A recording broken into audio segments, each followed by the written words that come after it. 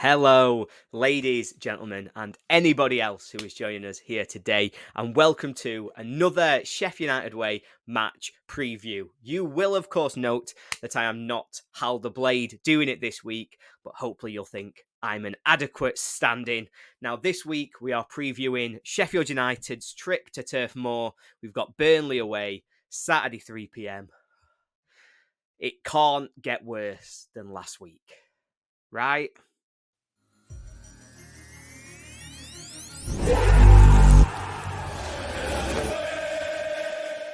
Now, I think most of us would say we're not massively looking forwards to this one, to be honest with you. But maybe there's some shoots of green. You know, we're not the only team playing in this game on Saturday that have had a really, really poor start to the season. In fact, Burnley are the only team in England who, on merit, have picked up less points than Sheffield United so far this season. And they are the only team in Premier League history who have lost their first 7 home games of the season and not picked up a single point at Turf Moor so far.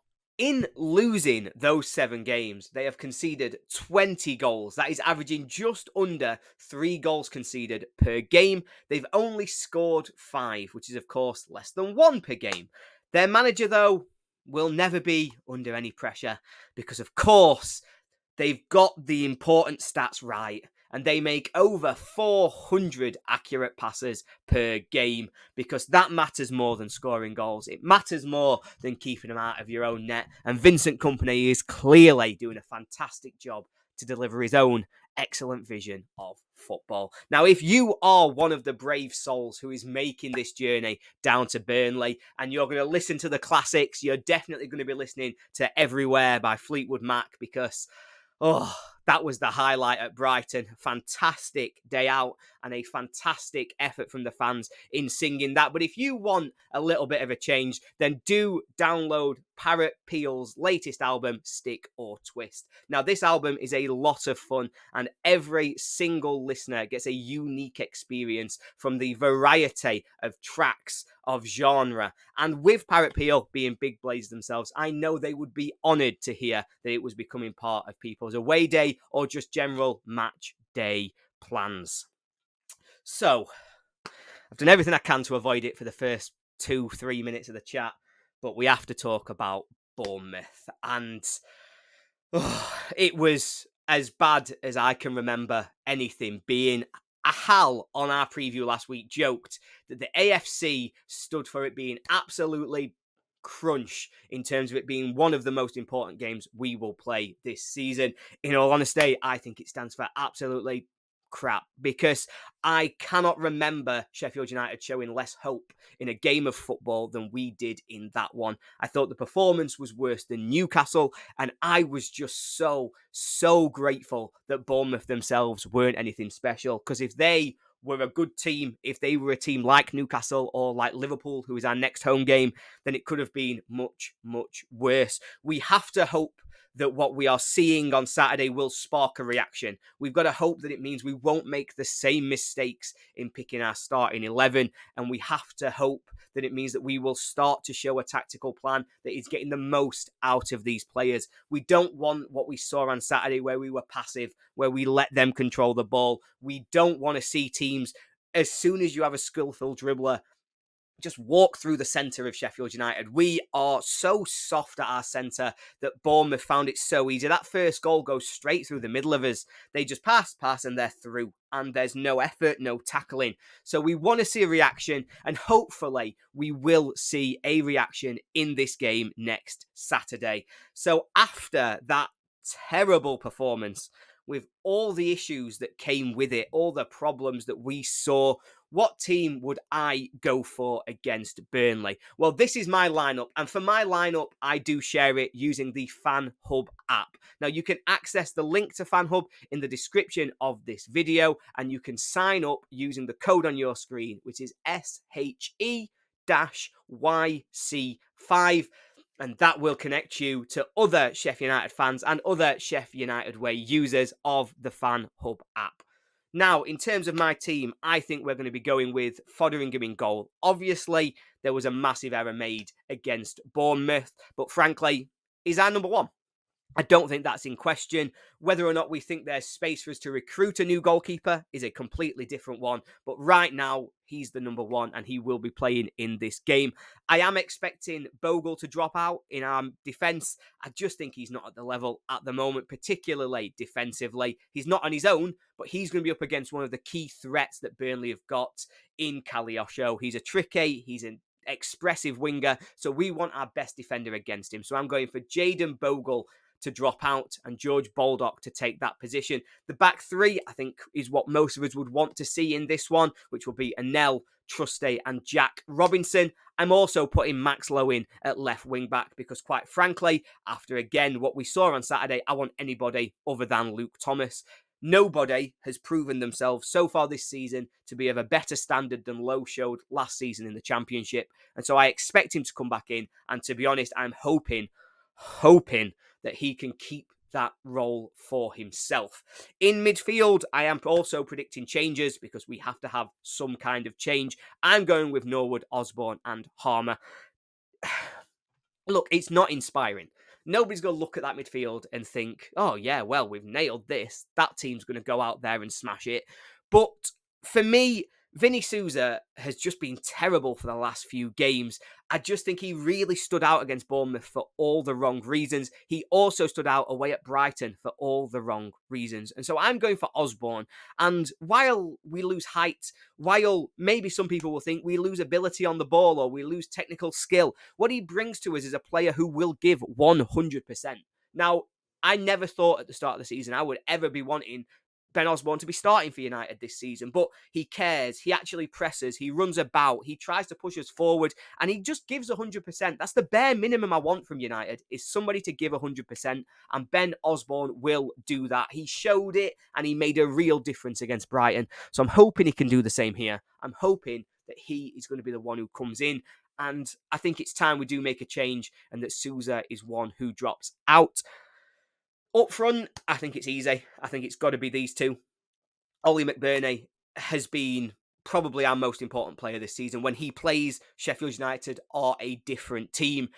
We're not going to talk about the goal against Bournemouth because, to be honest, I think at that point it didn't really matter and it barely even counts. But he has got 2 for the season. He has made a difference when he plays. He gives us an opportunity to hold the ball up front. He can compete physically, which none of our other attacking players can do. And so I'm definitely wanting him to see start this game.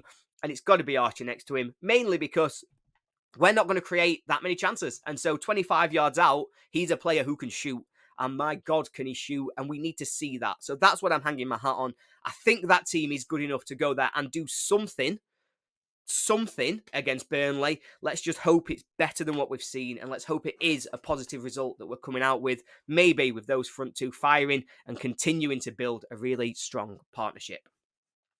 Now, for the 23-24 season, Sheff United Way is sponsored by Greene King Sport, where football is more than a game. Greene King Sports venues are showing every televised Sheffield United fixture over the course of the season. So instead of turning to the internet for a dodgy stream, why don't you get all of your mates together and get down to your local Greene King pub so you can be closer to the action. Now, this season, Greene King have launched the Greene King Sports Instagram page, which will be home to fan content, deals, and competitions running throughout the season. They've already given away Champions League final tickets and signed shirts, so you really do not want to miss out. Drop them a follow on Instagram, and you won't be the first to know about all this. You'll also be helping out the Sheff United Way. So we would appreciate it. I know you would appreciate it because you will get excellent content. So do get down to your local Greene King pub and do follow them on Instagram. Now, despite being bottom of the league, let's talk about Burnley's squad. Let's talk about what their threats are. Let's talk about what should concern Sheffield United. Now, the first thing is, for me, this is one of the most shocking things I can think of, given how badly they have started. Burnley have hardly any injury issues at all this season. We've had up to 13 players out. We have injuries left, right and centre. We see it. A new one goes down every week. Burnley are only missing 2 players. That is Manuel Benson, who did cause us so many problems last season, particularly going down that wing at Bramall Lane in the first half when we found ourselves down at half-time. They're also missing Lyle Foster. Now, he's out at the moment seeking mental health support, and I believe he's struggling with depression. And I know that everybody at Sheffield United, but also across football, will be wishing him his best in his recovery, and it will be great to see him back playing when he is fit. In terms of Burnley's form, in their last game, they lost their 7th straight game in all competitions and their 7th consecutive home defeat. This is a terrible run of form that we've got to try and take advantage of. They were 1-0 up against West Ham, conceded 2 in the last 5 minutes. That to me says that they are potentially a little bit fragile mentally at the minute, so we've got to try and take advantage of that.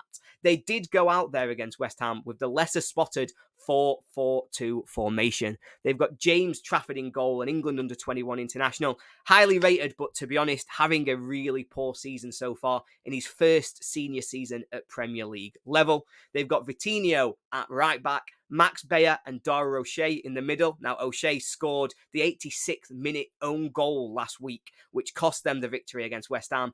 And we also know how lucky United have been with own goals so far this season. So let's hope that he can get another one. He can add to our top goal scorers tally, and maybe that could give us a little bit of an advantage. They've got Charlie Taylor, former Leeds man, at left back. Across midfield, they have Johan Gudmundsson. He's a really nice player on that right wing. He's creative. We definitely need to keep an eye on him because he will be one of their big threats. And it's why it's so important we get our left wing back choice right, and it's why I'd be going in there with Max Lowe. In terms of their midfield, they've got Sander Berge and Josh Brownhill through the centre. But the man to watch for me from this Burnley team is Luca Koleosho. He's going to start down their left wing. And again, it's why we've got to get our fullback choice right. And it's why I'm going with George Baldock, because he's a really skillful player and we can't afford to have any defensive liabilities with him running at them because he will cause all kinds of problems.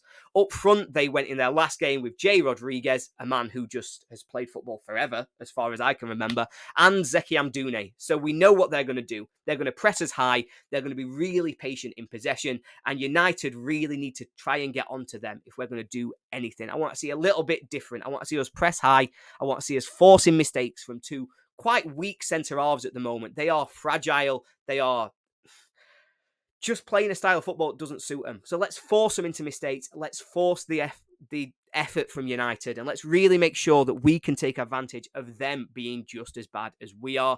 I think in particular, we saw it when we played them at Bramall Lane. Let's get on them with free kicks. Let's get on them with corners. Let's use the height of McBurney, the height of Anel. Let's really try and punish them where they are their weakest, because we've got to get something from this game. It is more important after what happened last week that we get something from this game. We cannot afford to lose this one. In terms of player connections, we have obviously got a few with Burnley. One from the most recent memory, I referenced him already, Sander Berge, left us to join them in the summer. Out of the frying pan into the fire. I mean, I'm sure he's delighted with that choice so far. I mean, you might as well have stayed with us if you wanted to be rubbish and bottom of the league. They've had a few others. I'm thinking Matt Lowton, obviously a player who excelled at Burnley but came through the academy at United. Adi Akinbayi is another one that comes to mind for me. I think he scored my favourite ever United goal, that overhead kick at Hillsborough. That was a great game. Obviously, after Michael Tonga had scored a beauty, he then popped up, so that's nice to see. But that's what I've got at the moment. If you've got other player connections that you want to talk about, I'm sure there are loads out there. Let me know in the comments. Tell me who I've forgotten. Tell me about who you think is the best player that's played for both clubs. Now, I want to take this moment to a big shout out to all of our members. You are a massively appreciated part of the Sheff United Way family. And if you want to become a member, you go into the link of our YouTube video and you just press join. It's as easy as that. Now, let's get into some stats. And United, of course, lost this game last season, going away to Burnley and losing 2-0 after an early red card to Wes Foderingham. United actually don't have a good record of going away to Burnley. We haven't won there since April 2008 when James Beattie and Billy Sharp got the goals for United. And when checking this, I actually could not believe my eyes when I saw who scored for Burnley. It was one Mr. Andy Cole, who played obviously famously at Manchester United, but I had no recollection at all of him playing for Burnley. Obviously, it was the end of his career, close to retirement, but completely blew my mind, and my memory isn't as good as I thought it was. Overall, United's record against Burnley is 52 games won, 32 games drawn, and 45 games lost. So we do have the advantage in the history of football league table, but I'm not sure that will count for loads and loads when we get there on Saturday. This season, it's a matter of two teams who are just competing to be the absolute worst team in the Premier League. Burnley have scored the fewest goals, United have scored the second fewest goals, United have created the least XG, and Burnley have created the second least XG. United have conceded the most goals, Burnley have conceded the second most goals. Neither team has kept a clean sheet yet. It's just bad reading all around in terms of how these two teams have been performing. They are clearly two teams, as far as I can tell, that are destined for returns to the Championship. But we've got to hope that for United, that's not the case, that we can turn it around, that we can do something to try and improve our stock. And I think that's got to start this weekend. Now, the last time that Sheffield United got a point away from home in a Saturday 3 o'clock kickoff in the Premier League, God, that's a niche stat, was February the 1st, 2020. And so I think we will break that duck. I think we will get 1 point. I'm going for a 1-1 draw, but please do tell me why I'm being too pessimistic or too optimistic in the comments. Tell me what your score prediction is and how you think this game is going to go. Now, as always, please do like this video, subscribe to the channel, and also I'm going to plug our latest podcast. Now, this is available on the Sheff United Way Extra YouTube channel. It was filmed by myself and 𝗜ļi𝗱𝗀𝗃 yesterday and should be released for all you fans today. So go out, check it all. We can also get our podcasts available on Apple and wherever you get your podcasts at the moment. So thank you very much for joining me here today. Apologies for not being 𝗲𝗷𝗶𝗲𝗃, but I still hope you've been able to enjoy today's preview. Things can only get better than they were against Bournemouth.